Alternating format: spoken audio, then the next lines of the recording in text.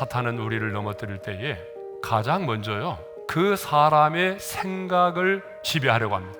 사탄이 불화살에 불을 붙여서 우리에게 심어주려고 하는 악하고 잘못된 모든 생각들을 불화살이라고 말하는 거예요. 여러분, 이 불화살을 딱 맞게 되면요, 갑자기 마음이 흔들립니다. 믿음의 회의가 생깁니다. 갑자기 아담과 하와처럼 하나님의 말씀이 믿어지지 않고 의심이 들어요. 거짓말처럼 생각이 되는 거예요. 낙심이 생깁니다. 그리고 마음에 상처가 생깁니다. 하나님과 사람에 대해서 불평과 원망이 생깁니다. 분노가 치밀어 오릅니다.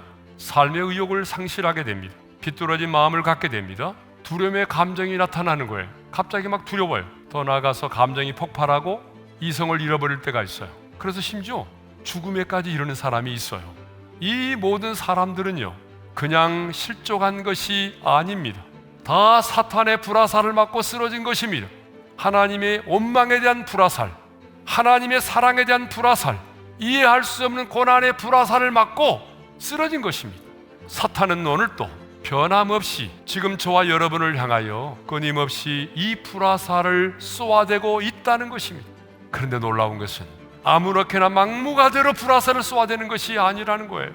때와 그 사람의 연령과 지금 처해 있는 상황과 그 분위기에 맞는 가장 적합한 불화살을 쏘아댄다는 것입니다. 어떻게 하면 사탄이 우리를 향하여 쏘아대는 이 불화살을 우리가 막아낼 수 있느냐? 믿음의 방패를 가져야 합니다. 악한 자의 불화살을 막아낼 수 있는 것은 오직 믿음이라는 것입니다. 세상을 이기는 승리는 뭐라고 말하죠? 우리의 믿음이라고 말하죠. 믿음 이외의 그 어떤 것도 방패가 될 수가 없습니다.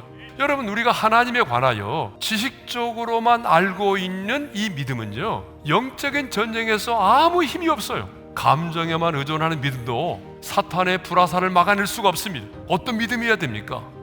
어떤 상황과 환경 속에 있을지라도 내 느낌과 감정과는 상관없이 하나님을 신뢰하고 그 약속의 말씀을 확신하는 믿음입니다.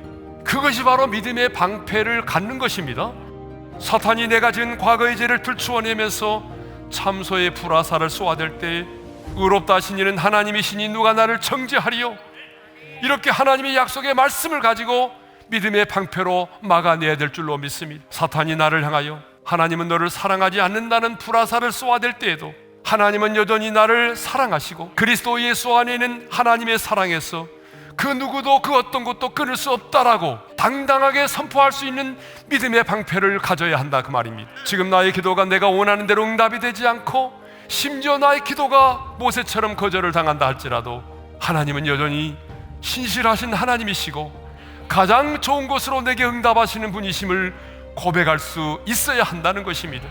사탄이 고난의 불화살을 내게 쏘아대고 질병의 불화살과 의심의 불화살을 쏘아댈지라도 내 인생을 끝까지 책임져 주실 수 있는 분은 주님밖에 없다라고 말하고, 세상이 흔들리고 사람들이 주를 떠나도 나는 끝까지 주님을 신뢰할 것이라고 고백하고, 내가 믿는 하나님은 그런 분이 아니라고 고백할 수 있어야 한다는 것입니다. 그것이 곧 믿음의 방패로 악한 자의 불화살을 막아내는 것입니다.